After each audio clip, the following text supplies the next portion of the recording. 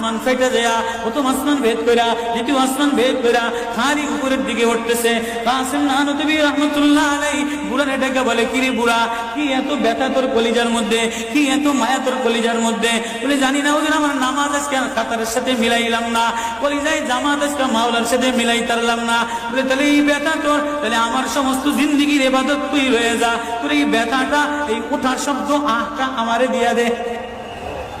কাসেম কেমন, কাসেম নানুতুবি কেমন, কাসেম নানুতুবি মদিনা মুনাওয়ারায় গেছে, 15 দিন পর্যন্ত পায়ে জুতা লাগায় নাই, পাও ফাটতে ফাটতে রক্ত পড়তেছে।